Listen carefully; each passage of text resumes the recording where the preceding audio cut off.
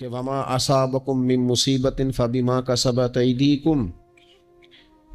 इंसान पर कुछ मुसीबतें वो आती हैं जो उसके हाथों के कसब की वजह से आती हैं।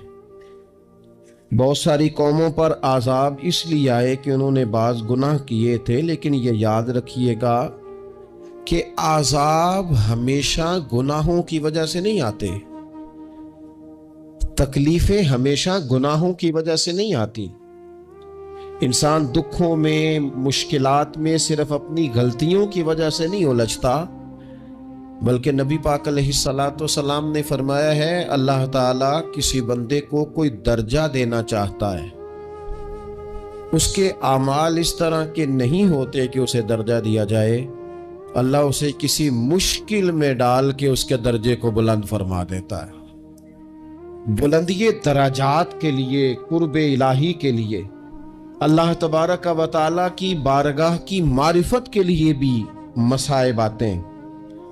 आप देखिए ना, नबी पाक सल्लल्लाहु ताला अलैहि वसल्लम ने फरमाया सबसे ज्यादा तकलीफें अंबिया पे आती हैं, और फरमाया मैं अल्लाह का महबूब हूँ, अंबिया का सरदार हूँ, मेरे ऊपर सबसे ज्यादा तकलीफें आई हैं, आजमाइशें आ जाती हैं। और रब फरमाता है वला नबलुवन्नकुम बिशैइन मिनल खौफी वल जूअ, हम जरूर तुम्हें आजमाएंगे कुछ खौफ के साथ, कुछ भूख के साथ, व नक्सिम मिनल अम्वाली वल अनफुसी व समरात, जरूर तुम्हें आजमाएंगे फलों की और जानों की कमी के साथ। अगर तुम इसमें साबित कदम रहे, शिकवे न किए, अपने रब की रिजा पे तुम राजी रहे, तो वबश्शिरी साबिरीन, ए महबूब फिर जो मेरी रजा पे सब्र करें उन्हें मेरी जन्नत की खुशखबरी भी अता फरमा दे। हम तुम्हें जरूर आजमाएंगे, खौफ भी, भूख भी, मालों और जानों की कमी भी। मोमिन की ये शान होती है कि वो किसी भी मौके पर अपने रब से शिकवा नहीं करता, किसी भी हाल में अपने रब की शिकायत नहीं करता।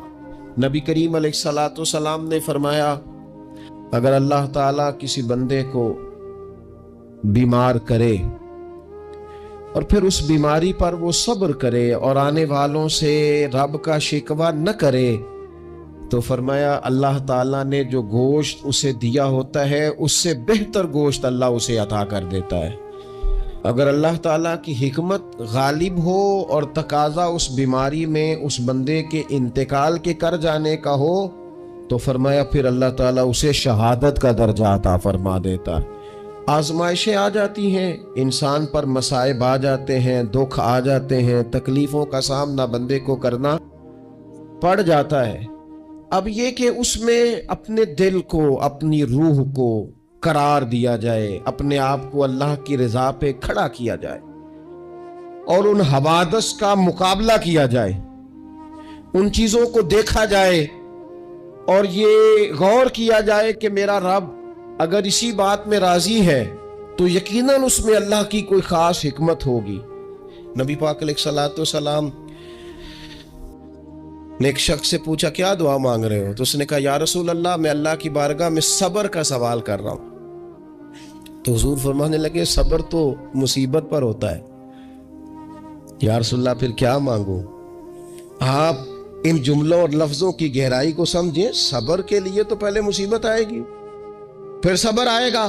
तो या रसूल अल्लाह क्या मांगू? फरमाया तू रब से आफियत मांग। माना क्या है, मुसीबत आए क्यों?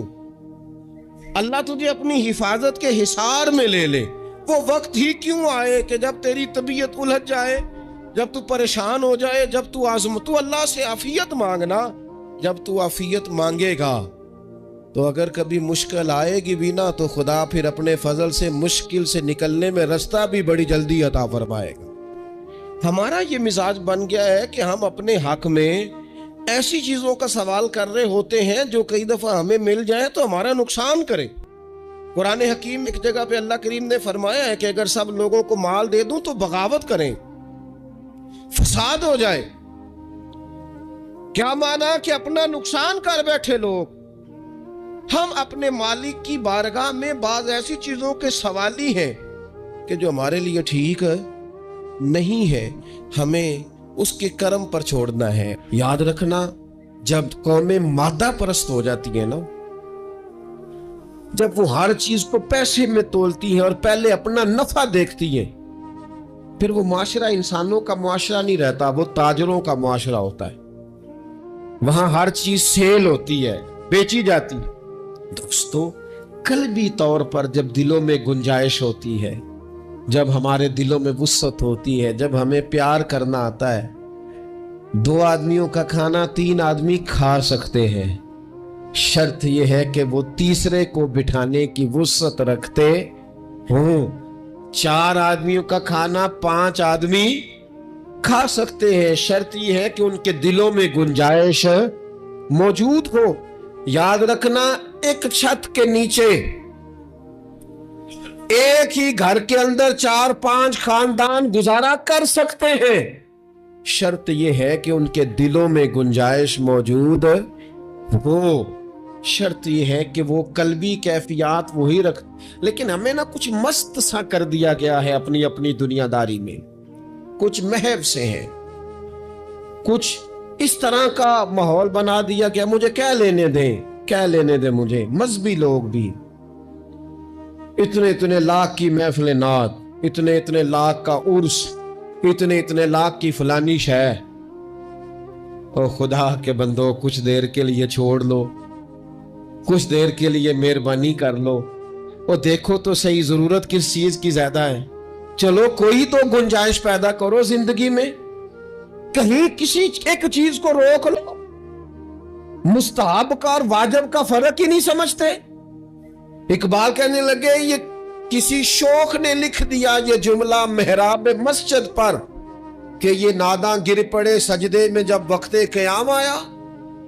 وقت تو قیام کا تھا، تم سجدوں میں ہو، اٹھنے کا ٹائم تھا، لوگوں کی مدد کرنے کا وقت تھا، اور تم ابھی بھی اپنے ختمات شریف میں الجھے ہوئے ہو۔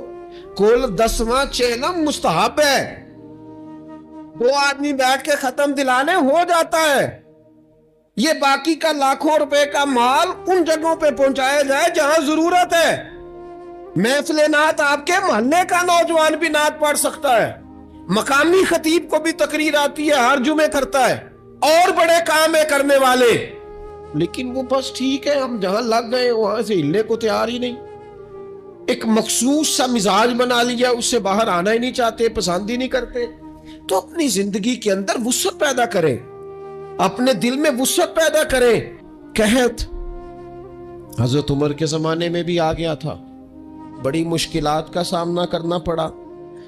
تو ان مصائب میں انسان کو تھوڑا سا پہلے تو ہمت کرنی ہے، پھر اس میں کرنے کا جو کام ہے وہ یہ ہے کہ سب سے پہلا کام تو یہ ہے کہ اپنے رب کی بارگاہ میں کھل کے دعا مانگی جائے، اللہ تبارک و تعالیٰ کے حضور التجائیں کی جائیں، دعائیں کی جائیں، رب کریم کو منایا جائے۔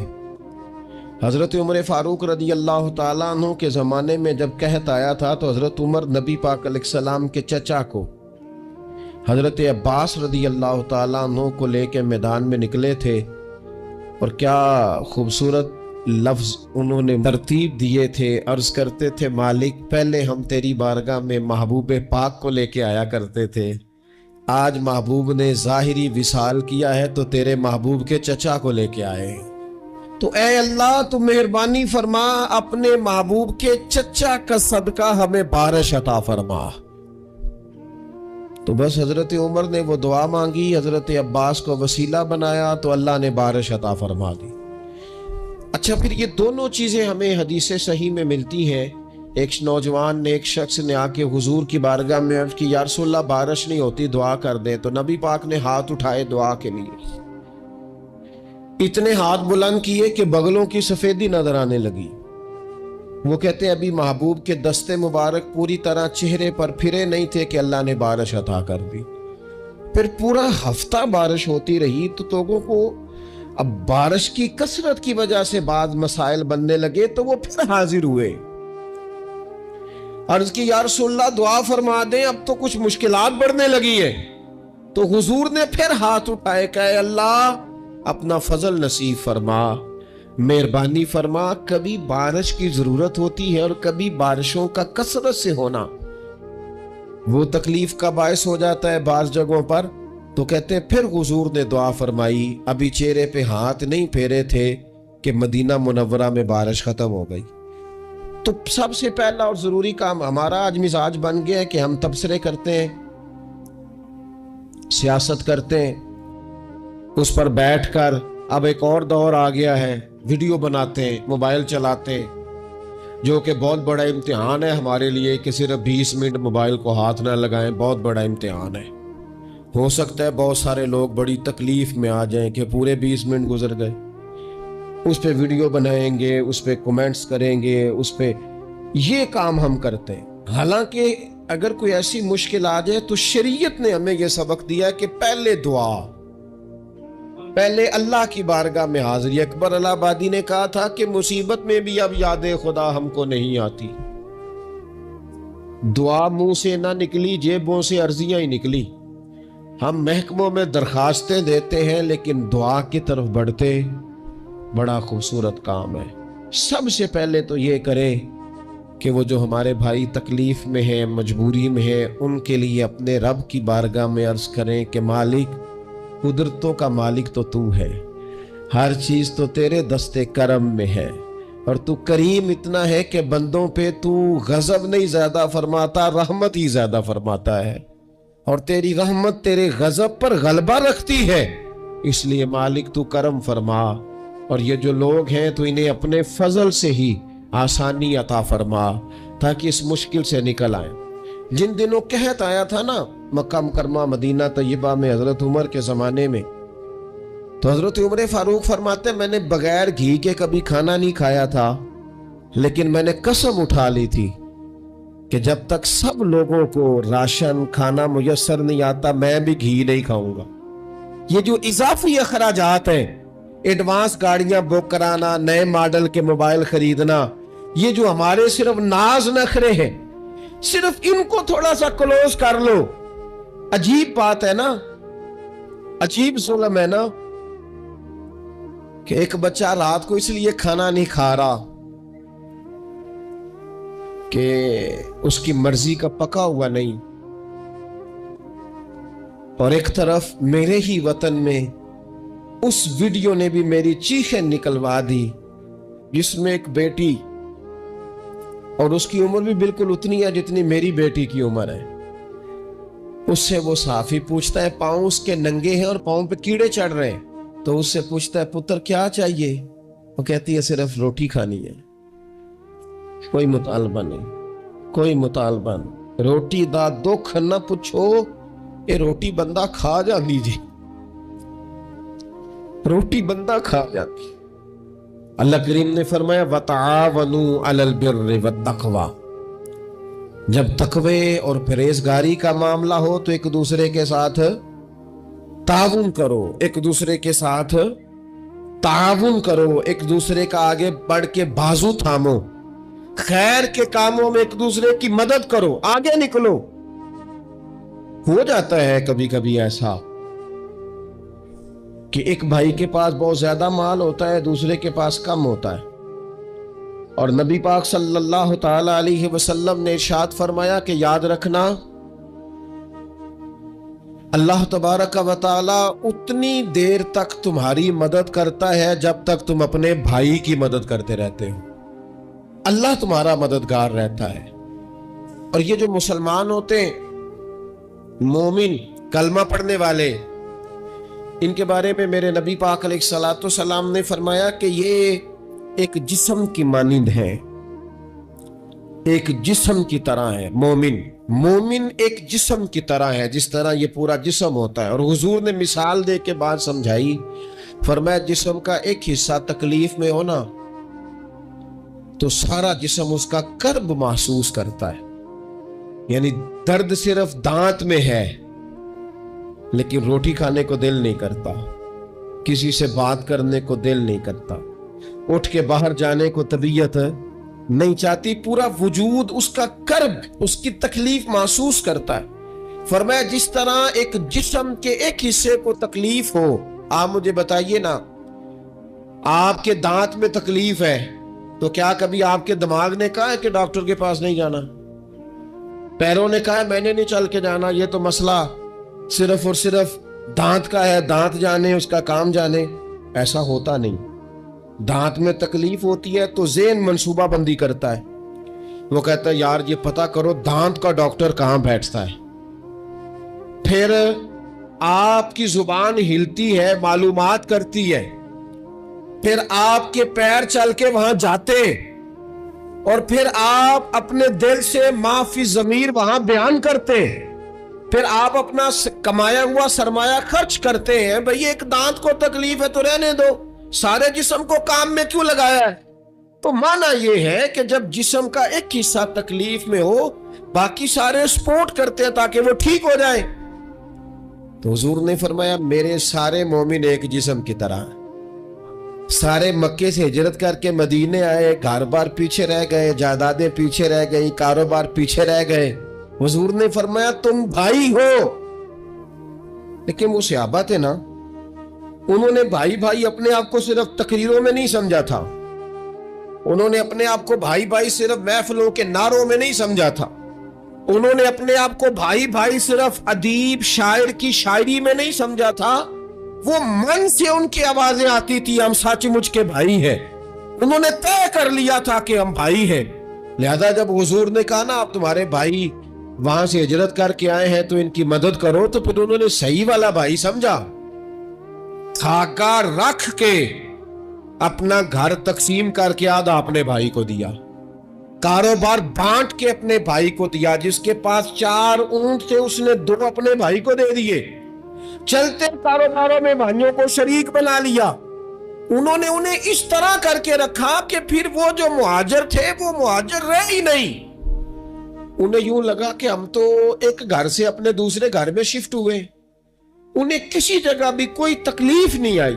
لیکن امیر آدمی غریب کو بھائی سمجھنے کو تیار ہوتا نہیں، تگڑا بندہ چھوٹے کے قریب جانے کے لیے راضی ہوتا نہیں، جب تک وہ خاص ذہن نہ بنے جو ذہن ہمیں رسول پاک صلی اللہ علیہ وسلم نے عطا کیا، اتنی دیر تک انسان اس مقام تک پہنچ نہیں سکتا جہاں وہ اپنے بھائی کے لیے خیر کا معاملہ کرے۔ تو ایک تو یہ کہ ہمیں آگے بڑھنا چاہیے، ان لوگوں کو اپنا بھائی جاننا چاہیے۔ چوتھی بات، اسلام کے اندر نا ہر ذی روح کے ساتھ نیکی کرنے کا اجر ہے، ہر تر جگر والے کے ساتھ نیکی کرنے کا ثواب ہے۔ اسلام کے اندر جو تر جگر رکھتا ہے، جس کے وجود میں روح ہے، اس سے نیکی کریں اجر ملے گا۔ صحیح حدیث میں موجود ہے نا، اور میرے خیال ہے آپ سب کو وہ حدیث آتی ہے کہ نبی پاک علیہ السلام نے فرمایا کہ ساری زندگی گناہ کرنے والی عورت نے کتے کو پانی پلایا تھا تو رب نے بخشش فرما دی۔ کتا حلال جانور بھی نہیں، کتے کو پانی پلایا، ساری زندگی کے گناہ تھے، اللہ نے معاف کر دیا۔ کوئی بھی تر جگر والا ہو، آپ مجھے بتائیے ایک کتے کو پانی پلانے سے رب معاف کرتا ہے، تو اگر وہ کسی انسان کی خدمت کرے، اور نرا انسان نہیں مسلمان، اور نرا مسلمان نہیں مدینے والے کا غلام، رسول اللہ کا کلمہ پڑھنے والا، اس کے ساتھ نیکی کرنے سے اللہ کتنا اجر عطا فرمائے گا۔ تو عزیز بھائی، مخلوق خدا سے جب لوگ پیار کرتے ہیں، جب لوگ محبت کرتے ہیں، اور جب ہمارے دل نرم، ہمیں نا مادہ پرست بنایا گیا ہے کچھ عرصے سے، ہمارا ذہن بنا دیا، اور یہ ڈھیر سارے لوگ ہیں جو تقسیم کرتے ہیں ذہنوں کو، ڈھیر سارے لوگ، اس میں بعض مذہبی لوگ بھی شامل ہیں اللہ ماشاءاللہ، جو ذہن تقسیم کرتے ہیں، چھوٹی چھوٹی اپنے لالچ کے لیے لوگوں کو ایک دوسرے سے دور کرتے ہیں۔ یہ تقسیم کار ہمارا عام حصہ ہے، عام جز ہے۔ یاد رکھیں جب بندہ کسی کے بچوں کا سوچتا ہے تو اللہ اس کے بچوں پر فضل فرماتا ہے، جب انسان کسی کا گھر آباد کرتا ہے رب اس کا گھر آباد کرتا ہے۔ حضرت ابوبکر صدیق فرمایا کرتے تھے تو اللہ کے دین کی خدمت میں لگ جا، تیرا ذاتی کوئی کام رب رکنے نہیں دے گا، وہ سارے تیرے کام ہوتے رہے۔ ہم کیا سمجھتے ہیں کہ تگڑی تقریروں سے لوگوں کو قریب کر لیں گے؟